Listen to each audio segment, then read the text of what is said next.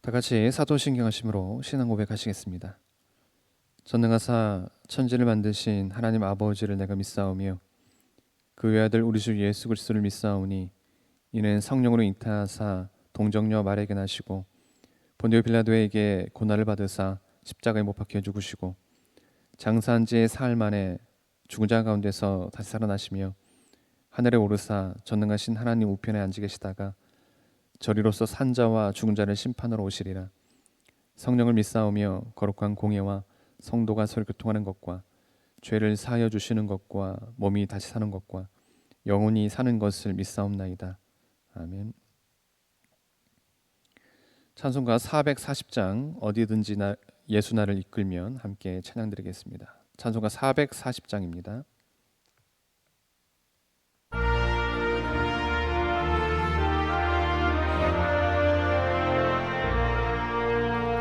어디든지 예수 나를 이끌면 어디든지 예수 함께 가려네. 예수 함께하니 가면 나롭고 예수님과 동행하면 겁 어디를 가든지 겁낼 것 없네. 어디든지 예수 함께 가려. 세상 친구 모두 나를 떠나도 주와 동행하면 외로움 없겠네. 가는 길이 위태하고 험해도 어디든지 예수 함께 가려네. 어디를 가든지 겁낼 것 없네. 어디든지 예수 함께 가려네.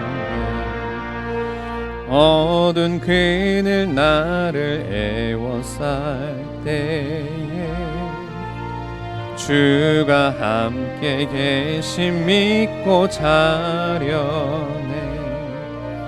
죽은 후에 천국에서 깨어나 예수 함께 길이 살리라.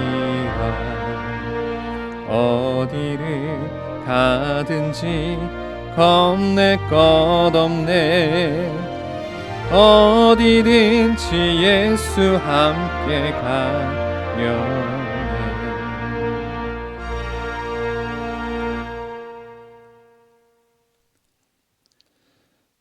함께 나눌 말씀은 역대상 12장 18절에서 32절 말씀까지입니다. 역대상 12장 18절에서 32절 말씀까지입니다. 그때의 성령이 30명의 우두머리 아마새를 감싸시니 이르되 다윗이여 우리가 당신에게 속하겠고 이새의 아들이여 우리가 당신과 함께 있으리니 원하건대 평안하소서. 당신도 평안하고 당신을 돕는 자에게도 평안이 있을지니 이는 당신의 하나님이 당신을 도우심이니이다 한지라. 다윗이 그들을 받아들여 군대 지휘관을 삼았더라. 다윗이 전에 블레셋 사람들과 함께 가서 사울을 치려 할 때에 므낫세 지파에서 두어 사람이 다윗에게 돌아왔으나 다윗 등이 블레셋 사람들을 돕지 못하였음은 블레셋 사람들의 방백이 서로 의논하고 보내며 이르기를 그가 그의 왕 사울에게로 돌아가리니 우두머리가 위태할까 하노라 함이라. 다윗이 시글락으로 갈 때에 므낫세 지파에서 그에게로 돌아온 자는 아드나와 요사밧과 여디아엘과 미가엘과 요사밧과 엘리후와 실르데인이 다 므낫세의 천부장이라. 이 무리가 다윗을 도와 도둑대를 쳤으니 그들은 다 큰 용사요 군대 지휘관이 됨이었더라. 그때의 사람이 날마다 다윗에게로 돌아와서 돕고자 하며 큰 군대를 이루어 하나님의 군대와 같았더라. 싸움을 준비한 군대 지휘관들이 헤브론에 이르러 다윗에게로 나와서 여호와의 말씀대로 사울의 나라를 그에게 돌리고자 하였으니 그 수요가 이러하였더라.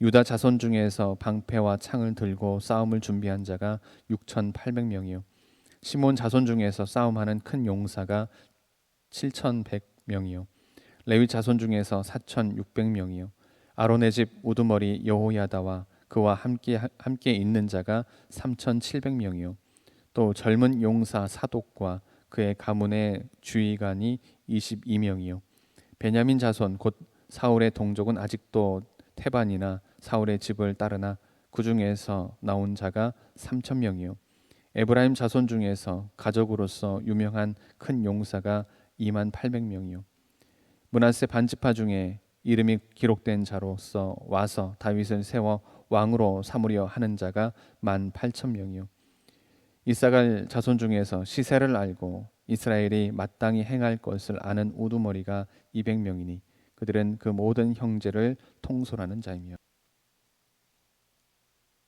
하나님은 자신의 일을 맡은 신실한 일꾼들을 이 땅에 홀로 내어버려 두지 않으십니다.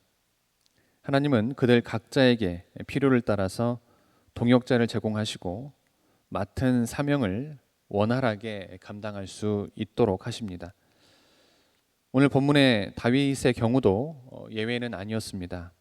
하나님은 거룩한 자신의 나라를 만드시고자 하는 원대한 계획의 일환으로 다윗을 왕으로 선택하셨습니다.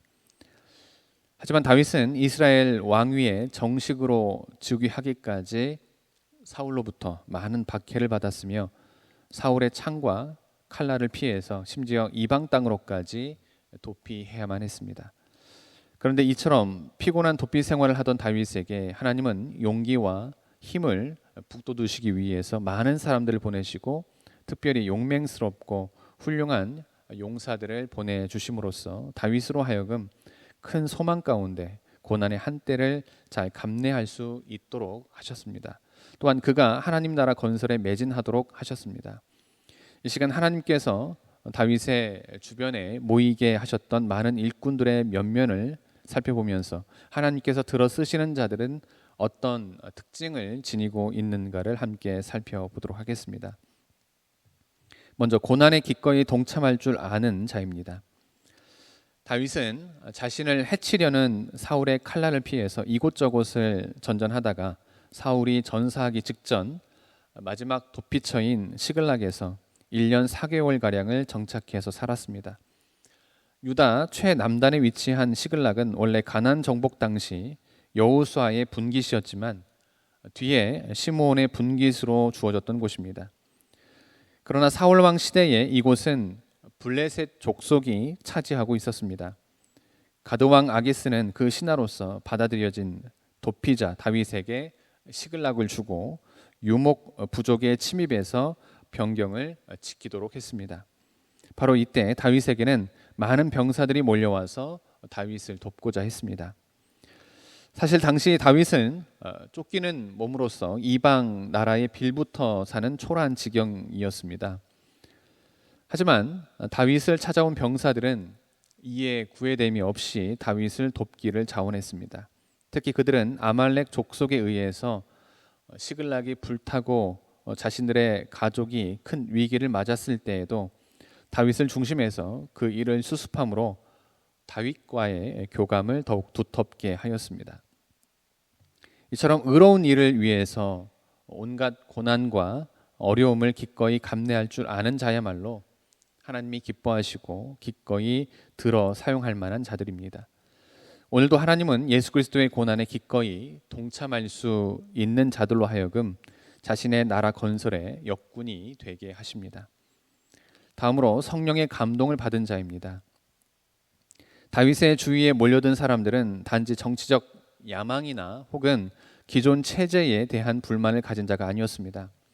만약 정치적 야망을 품은 자들이었다면 다윗에게 무력으로 사울에게 대항하기를 요구하는 자가 나타났을 것입니다. 하지만 그들은 인간적인 야심과는 거리가 먼 사람들이었습니다. 오히려 그들은 대개가 하나님의 신에, 즉 성령에 감동된 자요 하나님의 은혜를 사모하는 자들이었습니다. 하나님은 자신의 영의 지배를 받는 자들을 통해서 자신의 거룩한 일을 추진해 나가기를 원하십니다. 왜냐하면 하나님의 영을 부인하고 또 하나님의 그 영의 지배를 거부하는 자가 하나님의 영광을 위해서 힘쓸 수가 없기 때문입니다. 성령의 감동을 덧입지 않고 일하는 인간은 반드시 교만하게 되어 있습니다. 미혹과 고난의 바람이 불어 닥칠 때 절망하고 하나님을 떠나게 됩니다. 나의 열심이 아닌 하나님의 열심에 붙잡힌 자만이 하나님을 진정으로 영화롭게 해드릴 수 있음을 우리가 기억해야 하겠습니다. 마지막으로 지혜로운 자입니다. 다윗을 따르는 자 중에는 32절에 나와 있듯이 시세를 알고 이스라엘이 마땅히 행할 것을 아는 자들이 있었습니다. 여기서 시세를 안다는 것은 곧 시대에 대한 분별력이 있다는 것을 의미하는 것입니다. 그리고 그 시대에 요구되는 하나님의 뜻이 무엇인지를 안다는 뜻입니다.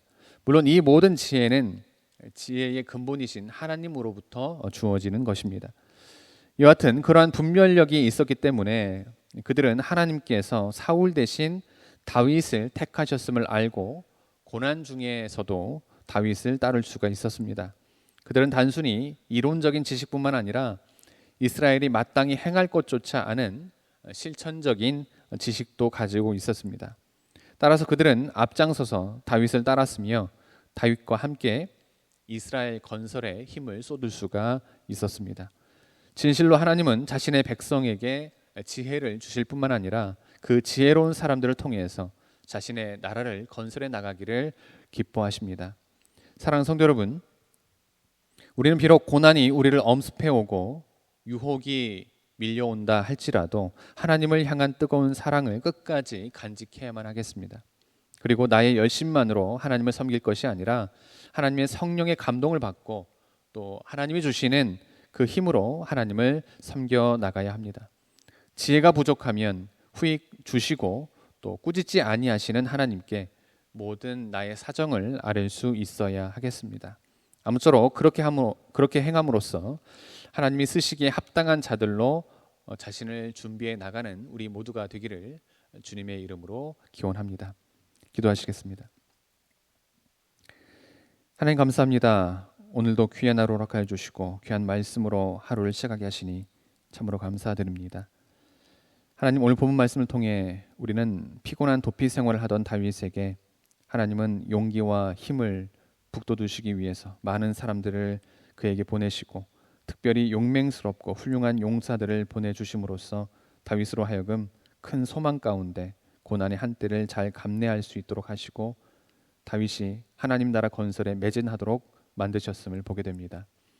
하나님, 이 시간 바로 없기는 다윗처럼 하나님의 나라의 건설을 위해서 부름받은 자들로서 하나님을 향한 뜨거운 사랑을 끝까지 간직하고 성령의 감동을 받고 또 그 성령님이 주시는 힘으로 하나님을 섬겨감으로 하나님이 쓰시기에 합당한 자로 자신을 준비해가는 우리 모두가 될 수 있도록 인도하여 주시옵소서.